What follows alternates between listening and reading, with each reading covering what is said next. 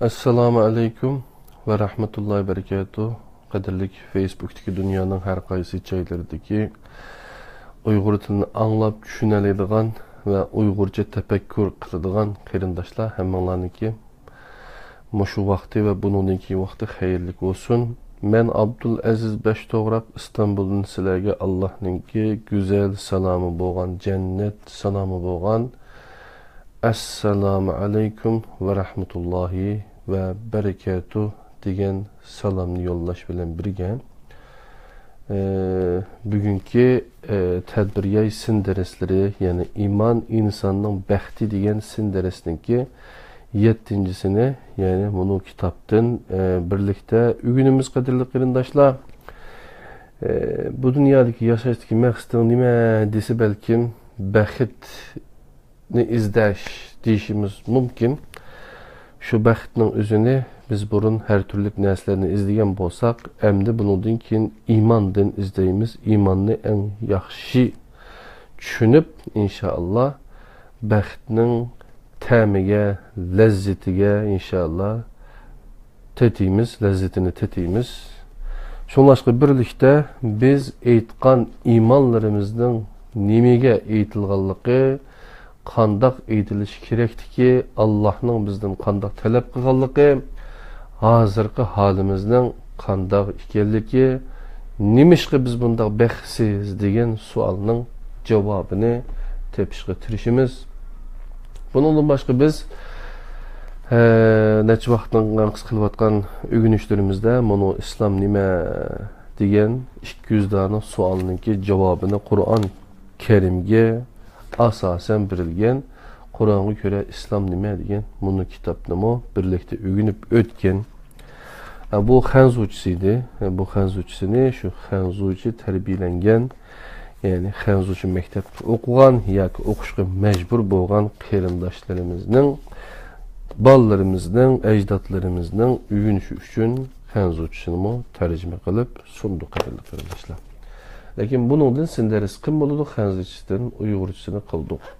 Bundan başqa imamlar ve sultanlar nima ders qilib başlagandik, davom qilyapmiz. Shunda bo'lsa qadrli qarindoshlar, hozir İstanbulda soat 2dan oshdi.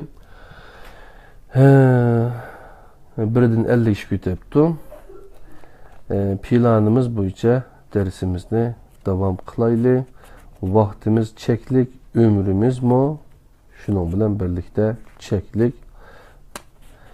Yani birinci babda biz imanın tarihini öğrengen, ikinci bab tevhid insanın gayesi diyen bab.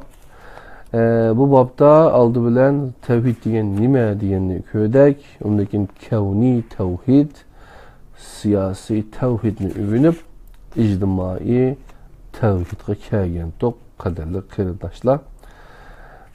Onundan ki şəxsi tevhid, nezriyevi tevhid, Allah'a iman, ondan gayb düşüncesi degen mezmunlarını sizler bilen ortaklaşımen, diqqətinizlə tədbiriyay sin dərslərdə zihninizlə iman insanın bəxti ikənliyi bolsun qarindoshlarım. Kur'an, yani ictimai tevhid, Kur'an tevhid akidesini hayatı bir bütün şekilde aks ettirish üçün müminni ictimai tevhidge çağırdı. İctimai tevhid iman hakimiyetinin şartlarından biri. Çünkü tevhid cemiyette muvahhid kişiler arkalık berpa kılındı. İctimai tevhidin birinci ve vazkeçkili olmayan şartı vahdet, yani birlik, ittifaqlık. İttifaqlıqni bozğunçuluğa uçurtulgan her qandaq söz, hərəkət tevhid aqidesi qılıngan hücumdur. Tövəndəki ayətini oxub baxaylı. Sizlərning ilahinla bir ilahdır. İlahukum ilahun vahidun degan ayet Hac 34. ayet. Ondan keyin ummetukum ummeten vahideten. Ey insanlar, sizlerning ümmetinizlar hakikaten bir ümmettir. Enbiya 92. ayet. Yani ey insanlar deb qadirli qarindoshlar. Bu iki ayet o'xshash shaklda kelgan. Rabbimiz o'zining bir ekanligini bayon qilgan jumla shaklining o'xshishi bilan ummatning bir ekanligini bayon qilgan jumla shaklining o'xshishi bilan ummatning bir ekanligi bayon qilingan.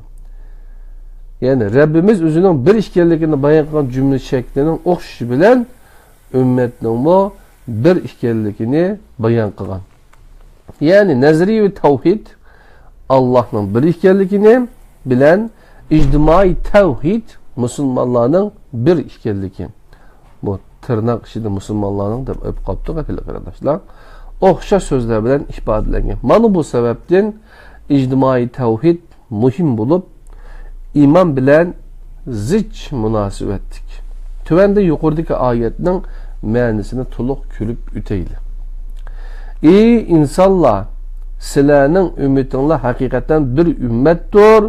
Men sizlarning Rabbinglardur men, mağla ibadet kılınlar. Enbiya 92. ayet. Ve yeni bir ayette ve inna hazihi ummetukum ummeten vahideten ve ana rabbukum fattakun. Sadakallahu lazım. Sizlerning ümmetinglar hakikaten bir ümmettir. Men sizlerning Rabbinglardur men, ondaqda azabımdan üzünlarını tatınlar. Mümin 52. ayet. Tevhid akidesinin düşmanı boğan insan tüzüp çıkan tüzümler aldı bilen ümmet neferlerinin bir-biriga bağlap turgan riştilerini üzüp taşladı. Bularning til, tarix, medeniyet hemmeden muhimi din riştisi idi. Bu riştiler üzülgenden keyin ümmet yipi üzülüp ketken tesbihiga o'xshash parçalanıp her taraf biçilishga başladı. Neticede Müslümanlar Allah'ın parçalanmanglar, bölünmanglar degan buyruğuna karşı harekette oldu. Bismillahirrahmanirrahim. Ve la tekunu kellezine teferraku ve ihtelefu min ba'di ma ca'ahumul beyinat ve ulaike lehum azabun azim. Roşen deliller kelgenden keyin ayrılıp ketişken ve ihtilaf kılışkan kişiler, yani Yahudular ve Nasaralardek bo'lmanglar. Yani şular ayrılgan, parçalanganlar çoğun azapka duçar boludu. Ali İmran 105. ayet. Gerçi ölümalarımız bu azapның ahirette buluduğanlıqını otur koygan bolsumu, emniyette o azap bu dünya hayatıdırla parçalangan ümmetinin beşiğe kelgen idi. Çünkü parçalanışının üzüla çoğun azap idi. Tarix ittifaqlıqı buzulğanlarının küçünün ketip qaldığanlık haqqidagi misallar bilen tolup taşqan. Ümmet parçalangandan keyin ümmetning küçü ketdi, ketkini bilen ketdi. Ketkini fakat küçümü onda emas, elbette.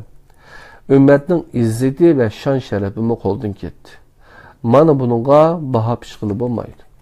Ümmetni ictimai tevhidden mehrum kaldırdıgan amillarning en aldıda qarg'ulachi egish kelmekte. Dastlabki mezgillerde ümmet mezhep ve tariqatvozlik bilen bo'g'ishgan bo'lsa, Osmanlı'nın ahirki mezgillerinde g'arbdan kirgizilgan, haddidan oshgan irqchi millatchilik tushunchasi ümmetni o'rnidan dast turolmas qilib etdi. Bir vabo mikrobiga o'xshash qisqa vaqt ichida islom jug'rafiyasining hamma tarafini qoplagan millatchilik engi ümmetning birligi, ittifoqligiga berilgan eng cho'ng zarbi edi. Uzun etmesden milletçilik, milletini başka milletlerden üstün kürüş şuarı aslında bazargı selingan irqchilikning aslida şirikning bir tarmiqi işkerligi ma'lum bo'ldi. Çünkü bu şirik ijtimoiy tavhidning jon dushmaniga aylangan edi. Tavhidni buzadigan va amaldan qoldiradigan har qanday narsa tabiiy holda shirik yoki shirikning bir variantidir. Rad qilingan har xil asabiyat, talabbozlik, millatchilik, yurtvozlik va uning eng oldida kelgan shakli bo'lgan millatchilik tavhidning jon dushmani bo'lgan shirikning bir turidir. Bu shirik necha asr bo'yicha o'xshash da'vo, o'xshash aqida uchun jinini pido qilgan musulmon qavmlarni bir-biriga dushman qildi. Necha asr bo'yicha mo'riga tirab Allohning muborak ismini kufrga qarshi bayroq qilib, yiroq qit'alarga elib borgan bu kishilarga millatchilik mikrobi yuqqandan keyin azali dushmanlari bilan bir safda turib, miltiqlarini o'zaro bir-biriga tanglashdi. Islom ummati tarixning eng qonliq, eng tragediyak, eng xor kunlarini boshdan o'tkazib o'tgan bu chaqda Yahudi va Xristian ummatlari 2000 yillik tarixiy dushmanliklarini bir chetga qayirib qo'yib, qo'l tutishgan holda qaytadan ummat bo'lish bosqichiga qadam qo'ygan edi. Yahudilar ummat bo'lish uchun irqi, madaniyati, tili o'xshash bo'lmagan Efiopiyadagi falashalardan tortib dunyodagi barliq yahudilarni ishg'ol qilib olgan islom tuprog'i Falastinga elib kelishga boshladi. Yevropa yaqin o'tmishda millionlagan kishini jiniga zamin bo'lgan 2-Dünya urushini va boshqa tarixiy dushmanliklarini bir chetga qayirib qo'yib, tek ummat bo'lish uchun bir yerga jam bo'lishning tayyorligini qildi. Islom ummati jam qilib turgan tavhid aqidasi zaxmlanib, aqida buzg'unchilikka uchragandan keyin buning salbiy ta'siri faqat ummatga ta'sir ko'rsatib qolmasdan, ummatni tashkil qilgan jamoatlarga ham ta'sir ko'rsatdi. Parchalanish bu nuqtada to'xtab qolmay, islom jamiyatni islomiy jamiyatni hujayrisi bo'lgan oilalargacha davom qildi. Oilalar parchalangan, jamiyat uludan tevrashga boshlagan edi. Oila parchalangan jamiyat uludan tevrashga boshlagan edi. Bu masalada tavhid aqidasiga zid bo'lgan ilmoniy ta'lim, tarbiya va madaniyatning ta'siri faraz qilingandanmi cho'ng bo'ldi. Dini qimmat qarashlarga qarshi kurash qilyapman deb qolgan ilmoniy ideologiya aslida eng asosli insoniy qimmat qarashlariga jang e'lon qilgan edi. Shunga haroq, zina va qimorni erkin qo'yib o'tish bilan kifoyalanib qolmasdan bularni ulug'lab bir ideologiyaning simvoliga aylantirdi. Tavhidning barliq tarmoqlarini hujum nishoni qilgan rasmiy ideologiya iqtisodiy sohadimi tavhidga hujum qilib, davlatning ilkidagi keng imkonlardan muahid kishilarni mahrum qilish uchun bergan qarzlarda o'simlarni majbur qildi. Natijada necha 10 yildan buyon tarqatgan qarzlar faqat belgilik tabiqining qo'lig'ida markazlashdi. İlmani shirik tuzumda musulmon bo'lish, ijtimoiy, iqtisodiy, siyosiy, xulosa kalam barliq sohada hammal bo'lish deganlik edi. Pulni iloh, bankini ma'bad deb biladigan kapitalist tuzum pul paxalligi bilan insonlarning yanchiqidagi pulni oladi. Bu davlat tusini olgan o'g'rilik shirikning iqtisodiy sohadagi tarmog'i bo'lib, kishilarning qon teriga shirik o'rtaq bo'lish yo'li bilan musulmonlarga iqtisodiy sohada ikkinchi qatim zarba bergan edi.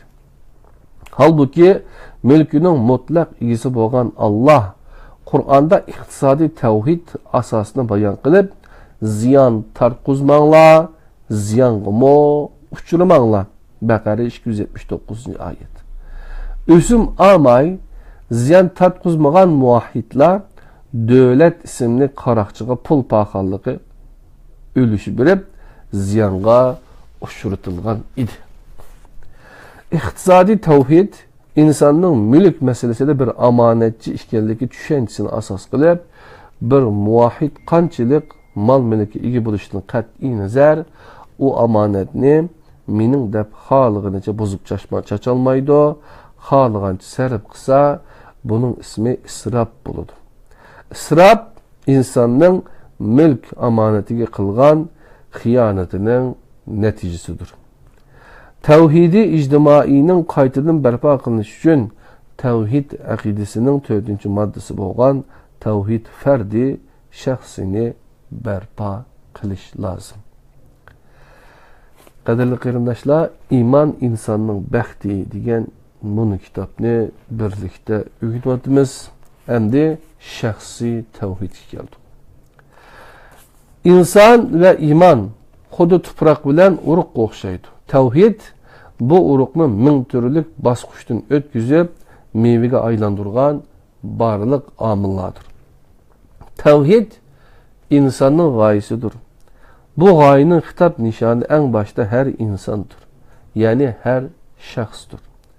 Abadiy saodatning ismi bo'lgan islom shariati shaxsni markaz qilmaydi. Jamiyatdagilarni nazardan saqit qilib, shaxsni ilohlashtirib, tangponliqni buzmaydi. Lekin o kollektiv uchun emas.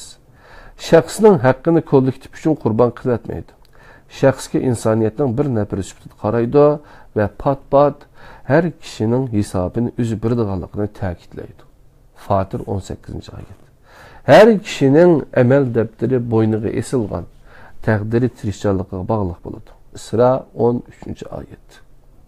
Her can o'lidi ve qilmishning neticesini bir ko'rdi. Mana bular shaxs kollektiv tamponliqni nazarda tutgan o'zgarmas ilohiy ta'limotlar sistemasining bir insonga qaysi nuqtadan qaraydiganligini o'ttirib qo'ydi. Biz uni shaxsiyatchilik deb ataymiz.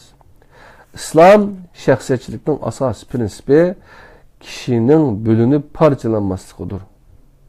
Ya'ni tevhid shaxsi. İnsan bir tamponliq ustiga yaratilgan. Tuvandagi oyat bu haqiqatni o'ttirib qo'ymoqda. Ey inson, seni merhametlik perverdigaringa asilik qilishga nima oldi? O seni yarattı. Əzalarını, qametini, his, tuyğu, düşünce ve hareket üstüde bicirim kıldı. Seni o xalığan şekilde kuraştırdı. İnfitar 6. 7. 8. ayetler. Allah insanı üstüde kılıp yaratkan o mislisiz tamponluqni nazardan saqit qilib, insanı faqat tuyğu, düşünce ve hareketki mahkum kılıp koygan barlıq itiqat ve ideologiyalar tevhid-i neferni emelden kaldırgan akide ve ideologiyadır. Onların nazarındaki insan parçalangan, bölüngen.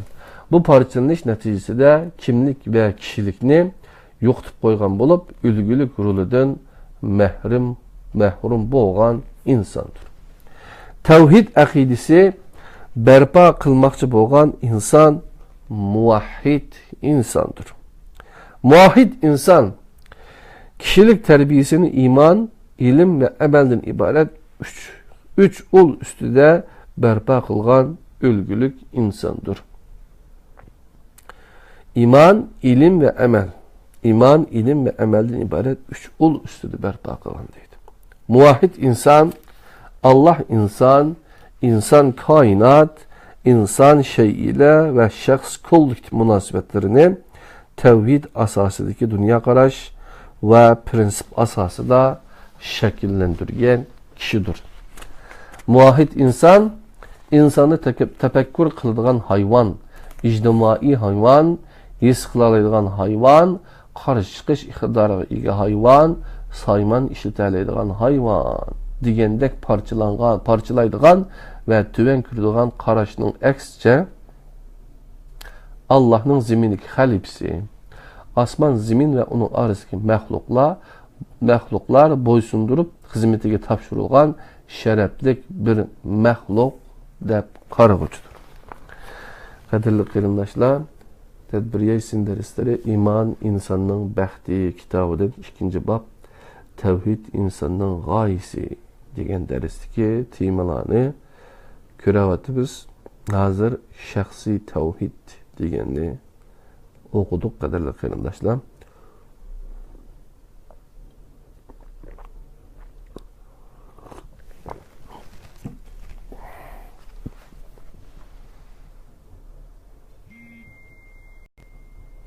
Yigirma minut bo'pti.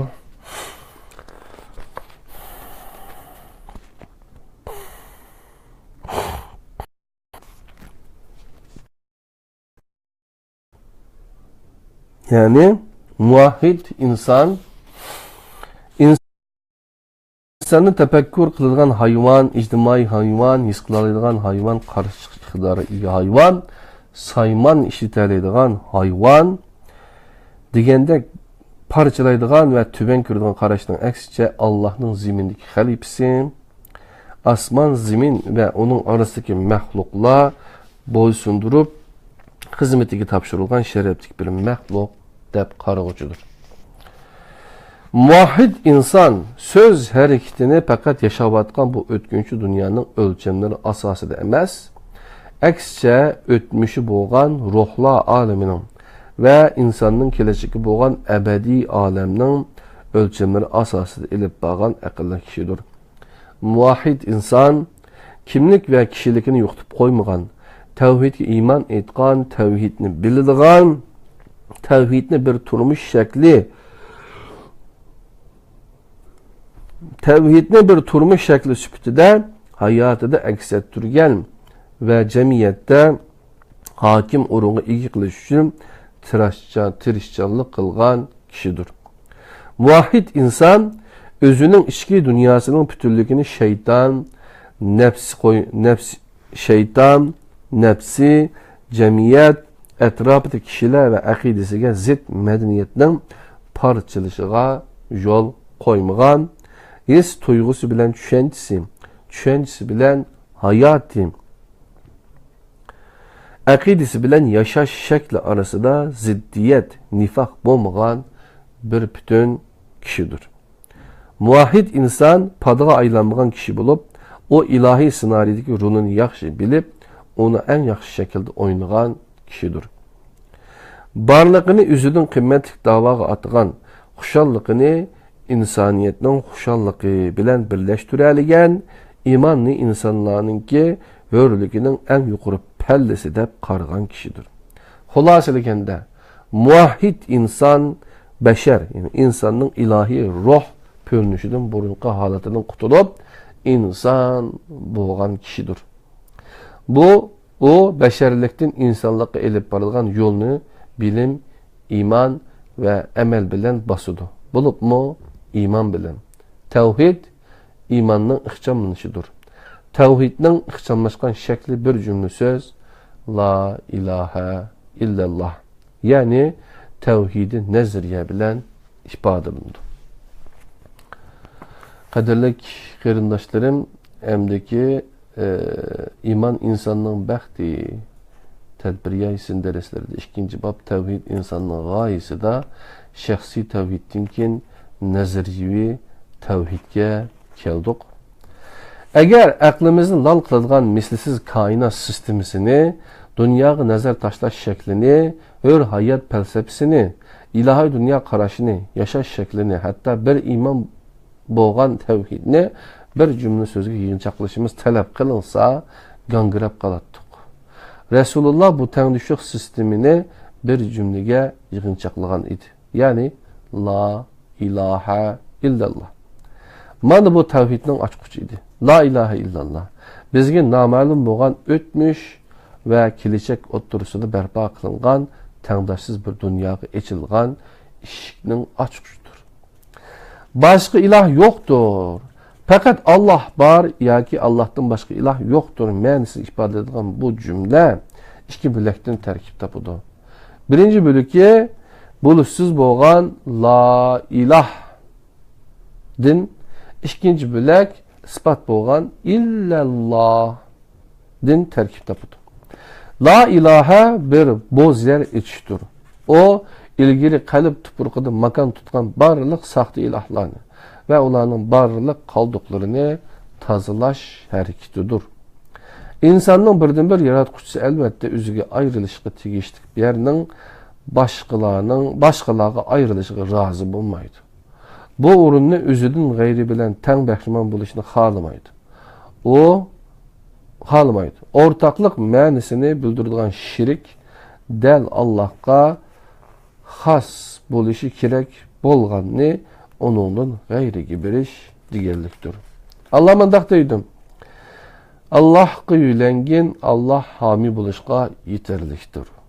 Allah hech kimning ichida ikki dil yaratgani yo'q. Ahzab 3-4 oyat. Mana bu oyat asosida şirik keltirish haqiqatan cho'ng zulmdir. Luqman 13. oyati texmo tushunishib bo'lmoqda. Chunki nihoyat hurmatli birisiga berilishi kerak bo'lgan narsani nihoyat oddiy ve adetki bir narsaga berish zulmdir, haqsizlikdir. Qalbini seni yaratgan, yaşayotgan, toyg'uzgan, mavjudlikning bevosita o'ziga muhtoj bo'lgan, üstünde haqqı bo'lgan, mavjudotning eng hurmatli bo'lgan birisiga berishning o'rniga onun bilan tangdosh bo'lish u yoqda tursin, sanchilikmi, qimmatli bo'lmagan, o'tmishning va kelajagiga hokim bo'lolmagan, seni yuqori ko'tarishning o'rniga texmi xar o'ringa tushirib qo'ygan narsalarga berish shaklidir. O mavjudotning eng hurmatlidir. Sen inson maxluqotning eng şereflikidirsen. Məxluqatның ən şerefliki bo'lgan insan ibadet qilishga loyiq bo'lgan birdan-bir mavjudiyat. Mavjudiyatning ən şerefliki, hurmatliki bo'lgan Allohdir. İnsan onunğa qul, bandi bo'lishning o'rniga o'z jinsidan bo'lgan insonga qul bo'lib, uni ma'bud qilsa, uningdan qo'rqsa, uningdan hukm kutsa, uni haddidan ziyoda yaxshi ko'rsa, onunla ilgilse, onun hükümlerini kabul kılsa ve tedbir kılsa. Vel hasıl kelam, onunla kul bolsa, bu hem üzüge hem yaratquchisiga kılıngan en çok haksızlık ve zulümdür. Allah'a koşup onundan gayrini üzüge ilah kılıp eliş, Yahudilarının, Hristiyanlarının, günümüzdeki ateistlarının, ilmanilarının şirikidir. Onundan başka yuqorqidimi xar bo'lgan bir shirik turi bor bo'lib, u bo'lsa insonning Allohga beg'ishlashi kerak bo'lganni sharaf nuqtasidan o'zi bilan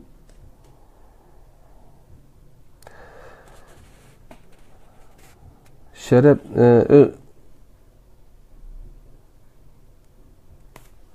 sebep bunundaki sebep şüphesiz müşriklarning şan şeref cihetden insandan tüven turduğan narsalar bo'lgan taşlarga qul bo'lib Allah ata qilgan insonlik şan şöhretini dafsanda qilganlikdir. Bu sebepten müşriklarning shiriki Qur'onning umumiy uslubida bir mustasno sifatida qabul qilinishi kerak bo'lgan nejis ifodasi bilan ayiblangan. Nazariy tavhid bo'lgan la ilahe illalloh cümlesi bilan tavhid memleketiga qadam basqan kishi qilgan tunji söz ilah yo'qdir. Shundaq, bu bir tazliqdir. Bu faqat qalb va til jihatil emas, zihin va amal nuqtasidan elib berilgan tazliqdir. Bu insonning hayotidagi his tuyg'usini, tushanchisini, tasavvurdagi, zehnidagi yig'inchoqlaganda hayotidagi barliq saxta ilahlardan yuz o'rishidir. Bu faqat Alloh qilib bag'lanish kerak bo'lib, Allah'tan gayriga bağlagan barliq rishtini üzüşü, barliq kishilardan qutuluşu, barliq panagah, mededgahlarni la ilahe illalloh bilan rad qilishidir. Bu bosqichdan keyin inson tavhid mamlakatiga kirishga loyiq bo'ladi. Barliqini barliq ilahlardan, saxta tanrılardan, butlardan, tağutlardan xoli qilgan bo'lib, faqat Allah'la yüzlengen buludu. O hamde kalbini, közünü, üzünü, yüzünü Allah'a qaratqan ve aytishga tegishli sözünü aytqandır. İllallah. Endi bu inkardan isbatga yüzlengen bolup, tazını paklangan jayga Allah'ın teklif kılgan ve bipayan tevhid memleketinin işkidin illallah bilen kadem başladı. Baskan edi. İnsan Allah'tan gayrige kul bolmaydiganlıqqa vədi bəgən və tevhidin barlıq şərtlərinə qol qoyğan idi. İllallah bilen hürlük ve şatlıq pələmpiyinin birinci başlıqıga qədimini qoyğan idi. Əmdi tevhid kelimesi qançilik derecede ruhuğa, qalbga, aqlga, hayatıga ve etrafıga sığdırılsa o şunçülük derecede hür ve bəxtlik buludu. O əmdi əmindir. Özünü Allah'a tapşırış arqalıq Allah'a işengenlikini isbatlagan idi. O bunun neticesi de özünü ilah himaye dayanış kirgüzüp barlıq məxluqat ve müminler nezirde işençilik mümin birisi de qarab birisi de yaxşı güman kılganның biri yani mümin bolgan idi. Onun muahitla defteri yazılışı basqışının merkezinde daim Allah'tan ibaret bir isim bağdır. Bu basqışının ahirida vücudga çıkan bir netice bağ. Yani Allah'a iman. Ondaqda Allah kim? Mevcutluğunun delili nime? Onun boğan iman qandaq boludu. Onu inkar qilish mümkün mü? Allah bəzilə aytqandek yaratıp pensiyaga chiqqan dünya işlariga aralashmaydigan bir ilah mı? Aniq qilib aytqanda Allah ilmani mı? Onun asmanlardaki hükümranlığa işinip yerdeki hükümranlığa işenmeydiganlar Çin dilinden işengüçüler mi? Onu kimden tonuşturduğunu boyunca tonuşumuz lazım. Müşrikler işengen Allah işinemdik ya ki ilmaniler tonuşturgan Allah mı? Buna kandak bir ilah işindi. Müşrikler bilen ilmanilerin Allah itikadı oturusideki okşaşlık ve okşamaslıklar zadi nime? Kadirli kırımdaşlar Allah'a iman degen küçük bir mevzu. Onun dinkin gayip düşentisi bilen bugünkü planlanan dersimiz yani tedbiriye isim dersleri 7.sini tamamlagan bulumuz. Sabırlanı tileyme okuvatkan kitabımız İman insanın bəxti. Saadeti, bəxt saadeti.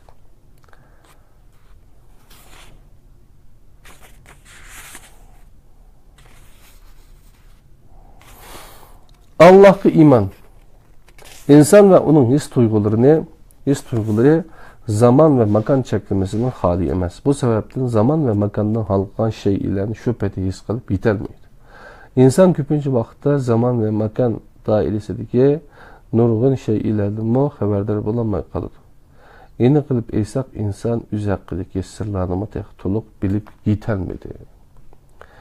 İnsanda mensubiyet duygusu mevcut bulup məlum nərsəyə bağlanıb yaşaydı. Yani anısıqa, ətrafıdakı tupurqağı, dünyağı və ahirətki boğan bağları bilən birlikte buludu. Birlikte toğuludu. Onun toğuluşunda taşqı gücünün rolü qançılık boğan bolsa ölümüdüm şunçilik buludu. O toğuluşuğa ya ki vapatığa və ya ki toğulğandın tatip nəfəs toxtuğucu boğan müddət işideki tərəqqiyat ve özgürlükki özü karar birelmeydi. Bunların hemmisi özüdün başka bir karar merkezige belgelenip icra kılındı. Onun hayatının özgelmez kanun deb atalgan bu ilahi kanuniyetki boysunuştun başka çaresi yok. İnsan muhtaçdır o yardımga, perviş kılışka, uzuqmışka, suğa, insanga, ata-anasıga, tupraqqa, asmanğa, mihri, muhabbetke, terbiyege, bilimge, edeb, ahlakka, muhitqa muhtaçdır. O bu ihtiyaçlardan bəzilərə toğuluş bilən, bəzilərə tədrici tərəqqiyatın təqazzasına görə muhtaç bulur. Çünkü insan özgürlük bilən, özünü tərəqqi qıldırılğan məxluqdur. İnsanın başqa canlıqlar bilən ortaq alayidiki noktaları var. Canlıqlarımı insanға oxşaş nəfsi alır. Yep içidir, oxlaydı, cüblüşüdür, kizidir, hacet kılıdır. Yukarıdaki alayidlikler canlıqlarının hayvanlıq xaslığıdır. Demişsin mi? Bulardan hiç biri insanı insan kılgan alaylık emas. O hayvanlar bilen ortak bolgan bu tarafları sebebiden insan buluştan ibaret şerefke ege bolmagan. İnsan buluş artıkçılığını iman eyçtin ibaret alaylıki bilen kolgu keltügen. Çünkü o akıl ve kalp ilgisidir. İnsan buluş artıkçılığını iman eyçtin ibaret alaylıki bilen kolgu keltügen. Çünkü o akıl ve kalp ilgisidir. Hayvanlar iman etanmaydı. Çünkü onlarda akıl ve kalp yok. Onların minsi ve yüreki var. Lekin akli ve kalbi yok. Şuna hayvanlar iman etmaydı. Yukarı tılgınlıqlar işide insanga xas bolgan ve insanını hayvanlardan ayırıp durgan tipik alaydilik imandır. İnsan küçüceklik, bekindi ve muhtaç bir mevcudiyettir. Özünün küçülük, özüge okşaş, bekindi ve muhtaç bolmagan birisinin yardımsız yaşamaydı. Özünün acizliğini, bekindi ve muhtaç ekenligini her ketim his kılgan vaqtida yülündiğen, işinidiğen, panah tartıdığan, iltica kıldığan birisini izleydi. İnsanın çokunuş üçün özüge but peyda kılışı, özüge Allah'tan gayri Tanrı tepişqa urunuşu, del onun bu fitreti ihtiyacının kelip çıkmakta. Özlerge yardam kısın dep Allah'tan gayrilerini özüge ilah kılıp aldı. Meryem 81. Yardımı tegip kaldı dep Allah'tan gayrilerini özüge ilah kılıp aldı. Yasin 74. Şundak şirik ve küfürünün özüge has mentiqi bağ bulup menfaat bu mentiqinin bir parçası. Ama bu mentiq içindeki menfaat ziyandan başka neresi elip kemmeydi. Yardım kılıdım, işimni hal kılıp bir dep çokungan sahtı ilahlarının yardımı eriş uyakta tulsun, özleri ulanın çomaklarına ayrılıp kalıdı. O mabutlar, sahtı ilahlar ular yerden birilmeydi. Aksice ular bu mabutlar üçün hazırlangan koşundur. Yasin 75. Ularning Allah'ını koyup ibadet kılgan mabutları hiç nersige esqatmidi. Aksice ularning zihnini aşırıştın başka işqa yaramadı. Yani Hud 101. ayet. Eğer insan özüge bir ilah izlese, o ilahta buluşqa tegişlik birinci alaylık yaratılış buluşu gerek emas mı? İnsan köpünçü vaqtda bu aqalli haqiqatni ko'rolmaganlikdan yaratış uyaq tutulsun, yaratılganligidan bexabar narsalarni o'ziga iloh qilib keldi. Yaratquchi bar yerda yaratilganligiga o'q cho'qinishning ahmaq ekanligidan iborat haqiqatni nazardan saqit qildi. Ularning Allohni qo'yib ibodat qilganlari hech qanday bir shay'ini yaratamaydi. Ularning o'zlari yaratılgandır. Nehil 20. ayet. Allah'a işiniş insan toğuluş bilallah ten özüde mevcut bolgan bir ihtiyaçtır. Mezkur fitri ihtiyaç bir normal vakitlerde imansız kişilerde bu özünü namayan kıldı. Mesela aeroplan, kimya yaki maşina kazası da ve yaki ot yer tevreş esnası da insan özünü çaresiz, aciz his kılgan şaraitlerde ömür boyu Allah'a hakaret kılgan kişiler ama Allah'a yüzengenlikini onun yardım tilep dua kılganlığa şahit bulunuz kadarlı arkadaşlar. Mana bu Firavun imanı dep atıldı. Kur'an Ebu Cehil'nin oğlu İkrime'nin Müslüman buluşunun ilgili 5'tin ötken bir vakada özünün bu fitri hakikatini kandak oturup çıkarganlığını mundak bayan kılgan. Bir yıl buran çıkıp ola taraf götürüp atkan deniz dolkulları içinde kalıdı. Kemidikiler her taraftan ölüm bilen koruşu bilen cezim kıldı. Ben bu vaxtda bütün vücudu bilen Allah'a yüzlenip eğer sen bizni bu baladan kurtulursan biz çokum şükür kılgıçlardan bulunuz dep yalvardı. Yunus 22. ayet.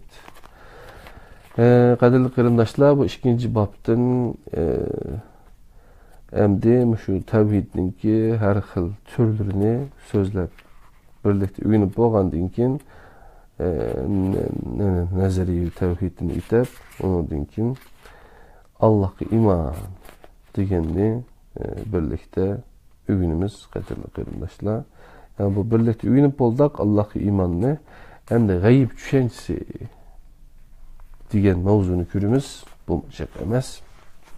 Ular gayibki işinidu, iman eydidu. Bakara 3. ayet.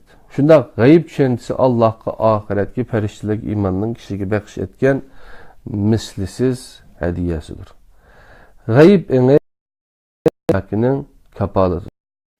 Hayat vaktinizde çıkan buran çapkın karşı panahlığın puhta kal'adır. Gayib ene müminin kündülük hayatının her sükunatga təsir közdürdü ve tizgilep durdu. Mümin hatircemlik, havfsizlik tuygularını gayib ene bilen hal kılıdı. Korku ve namalumluk kaynımidin bu an sayesinde kutuludu. Gayib ene her daim Allah bilen birgi buluştur. Allah'ın özgü can tumurdumu yakın işkerlikini biliştir. Allah tarafından himaye kılınatkallıqını, küzütüvatkallıqını his kılıp yetişiyor. İnsan bu an sayesinde üzünüm emniyet ve bixatarlik işi de his kılıdı. Gayib ene eriştin kelgen kapalettir. Ötkünç hayatının emas, belki ötmüşü ve keleceği bilen izcil davamlaşıvatkan bir hayatının hakiki kapalatıdır. Yani gayib ene eriştin kelgen kapalettir. Ötkünç hayatının emas, belki ötmüşü ve keleceği bilen izcil davamlaşıvatkan bir hayatının hakiki kapalatıdır. Bu an insanı ölüm bilen kadinaslardan kılıdı. Ölümden korkunuş bir narsa emas, aksi tabii bir kanuniyet ekanligini bildirdi. Neticede ölüm insan hayatıda normal bir hadisga aylandı. Mana bu vaqtda her qatim ölüm esimge kelgende men qatim ölüdigan iman gadaylari tushib qolgan kulkilik holatga tushib qolmaydi. Mana bu sebepten gayib ene insan üçün xushallik manbasi, huzur kenidir. Mana bu sebepten Allah sebepten iman ettim deyiş şatlıqı eriştim digerliktir qadirli qarindoshlar. Gayib ene en yalğız vaqtlardımı yalğızlık his qılmaslık tuygusudur. Dostluğa ahmiyet bergen ve dostluğa köngül bölgen birisinin her daim yeniniz ekanligini his qilib yetiş. Aslida madde ve şeylerinin rahimsiz kanuniyeti şeylerinin yaratkucusuga kanuniyeti üzümüzde çaresiz kaldırılan ruhi besim aldı da madde ve şeylerinin yaratkucusuga ve barlık kanuniyetlerini belgileyiciga seginip bu gam endişinin hali buluş ve hörlükке eriştir. Mana bu hakiki hörlüktür. Maddaga şeylerge, malga etraf etkilerge, dünyaga, acizliklarga, şeytanga, nefsige. Havayı hevesle körünmez zincir bilen bağlangan ve bekindi bulup kağalla insanla iyi bolgan köz buyamcı yalgan hürriyetle mana bu hürriyetinin aldıda terikçilik mi bulalmaydı. Gayib ene kişi her sahada ahlaklık buluşku ündügen mukaddes, mügdümes hemrahdır. Bu an insanı fakat hareketlerle emas, his duygu ve düşünce sahası dünyadaki her kandak bir küçük tüzümge ilgi kılalmaydıgan ahlak duygu kılıdı. Çünkü emeller niyetki bağlılık, Allah'ın daim körüp durduğallıqını ve bilip durduğallıqını his kılıp yetken kişiye bu an bəxşetken sezgürlük ve ahlakını hiç kandak güç ve hakimiyet birenmeydi. Zihni de şekillendirilmeydi. Yani gayb ene serrapqa körünmeski bolgan imandır. Birisi bizge gün çıktı dese biz onu tasdiqlaymiz. Lekin bu iman etiş emas. Çünkü günün çıkışı bilen chiqishi ko'z bilan ko'rgili bo'ladigan bir hodisadir. Lekin birisi bizga hech ko'rib bakmagan bir voqeani aytib, ondan ishonmaganligimizni so'rasa, ishondik yoki ishonmadik deymiz. Bu noktada voqeaning aqidaga sabab bo'lgan qismi g'aybdir. Qadrli qarindoshlar, Allah bizden iman etişimizi talep kıldı. İman etiş kerak bo'lgan bir türküm narsalar bor ve iman etişimiz talep kılınmadı. İman etişimiz zor bo'lgan bu şeyler hiç qandaq laboratorning ve tecrübenin timisi emas. Allah kıyamet, ahiret, cennet, cehennem, perişte, ruhi bulardan bir qanchasidir. İman işenç kapalet meselesidir. Bu iki tarafning ishonch meselesidir. Şuna imanga baho pichqilib bo'lmaydi. Onun mukofotini faqat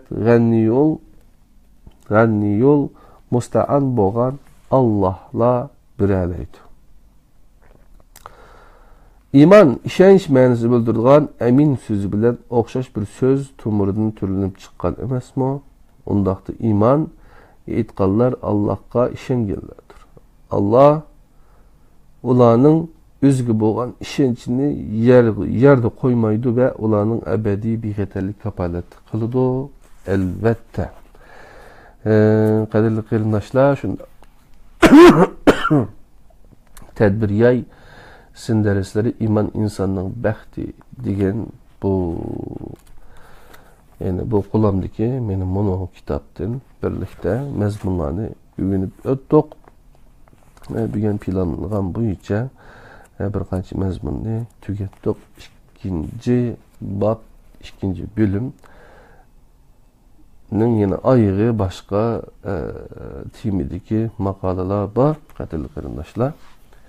Onun birlikte öğrenip ütümüz inşallah onu 8. dersimizde, yani Allah bo'lmagan dünyani kimle arzu qiladi? Ma'rifatullah, müşriklarni Allah işinetdi. Şeytanı Allah işinetdi, Allah'ın hükmü. Mana qarindoshlar, mana shu mazmunlarni birlikte öğrengiz inşallah. Diqqatinglar tadbiriyay sindarislarida zihninglar imanning insonning baxt saodat ekanligini xotirlatish bo'p qolsin degan maqsadda qilgan dersimiz mishadi. Oyoqlashdi 7-si 8. dersda ko'rishguncha aman bo'linglar. Assalomu alaykum ve rahmetullahi ve berekatuhu. İstanbul Zeytinburnu'dan Abdülaziz Beştoğrak kardeşimle anlattı.